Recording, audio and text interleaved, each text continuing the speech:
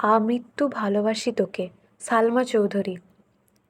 শরতের মোহময় প্রভাত, হৃদয় ছোঁয়া নির্মল সৌন্দর্যে নিসর্গ সেজেছে অরূপ সাজে। নীল অভ্রের বুক চিরে শুভ্র মেঘেরা দল বেঁধে উড়ে যাচ্ছে অজানা গন্তব্যে। ক্যালেন্ডারের পাতার সাথে সাথে প্রকৃতিও জানান দিচ্ছে শিউলি ঝরা শরতের আগমন ঘটেছে। পূর্বের দিগন্তে বিভাবসুর আলো শিশির ভেজা সবুজ ঘাসেদের রাঙিয়ে দিচ্ছে। রৌদ্র ছায়ার মাঝে একটা মরা গাছের মগডালে বসে কৃষ্ণবর্ণের একজোড়া ময়না পাখি খক খক করে ডেকে যাচ্ছে।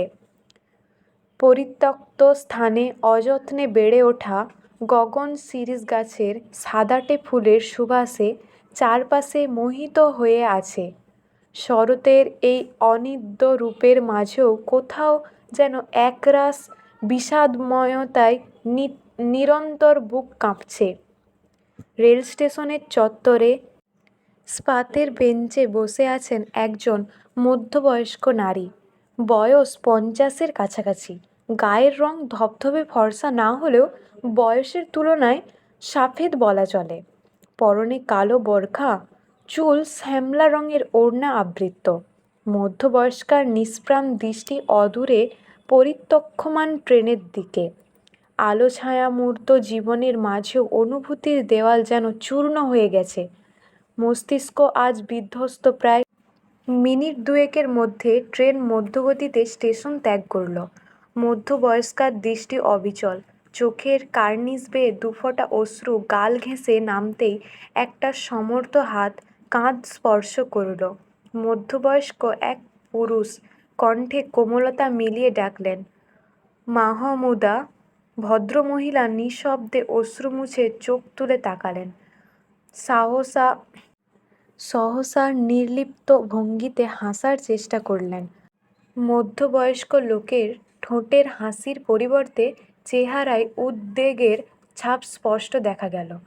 চিন্তিত কণ্ঠে জানতে চাইলেন, কাঁদছো কেন? কতগুলো বছর পর জন্মভূমিতে পা রাখলাম, ভাবতেও পারিনি আবার কোনো দিন এই মাটিতে পা রাখব। আমরা যা ভাবি তা সবসময় ঠিক হয় না। কখনো কখনো ঠিক সেইটা হয় যেটা আমরা কল্পনাও করি না। মধ্যবয়স্ক লোক অবচেতন মনে দীর্ঘ নিঃশ্বাস ফেললেন। ভদ্রলোকের নাম আমিনুল ইসলাম। বর্তমানে ঢাকায় এয়ার মার্শাল পদে কর্মরত অবস্থায় আছেন। ভদ্রমহিলার নাম মাহমুদা খান আমিনা। তারা সম্পর্কে স্বামী স্ত্রী। আমিনুল ইসলাম পুরুষ কণ্ঠে বললেন, খাবে চলো। মাহমুদা তৎক্ষণাৎ বললেন, খিদে নেই।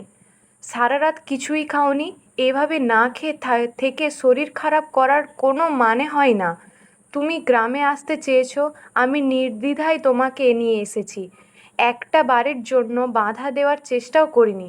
তুমি এখন না খেলে শরীর খারাপ হবে। বাড়িতে কোনো একটা অঘটন ঘটলে কি হবে ভাবতে পেরেছো? মাহমুদা মলিন গলায় বললেন, আমার খুব ভয় হচ্ছে। ভয় পেও না, সাহস রাখো। ভাইজানের মুখোমুখি হলে কি হবে? মাহমুদা, তুমি শুধু শুধু ভয় পাচ্ছ।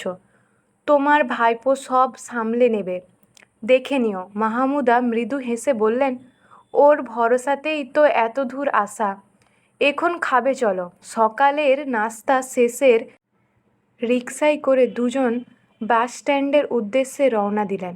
মাহমুদার হাতে বাসের টিকিট নিয়ে মানিনুল নিবৃত্ত গলায় বললেন, সাবধানে যেও। আর কোনো সমস্যা হলে জানিও। তুমি যাবে না? আমি গেলে পরিস্থিতি খারাপ হতে পারে।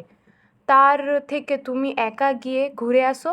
আমি বরং এখানেই অপেক্ষা করব। আমি একা যাব?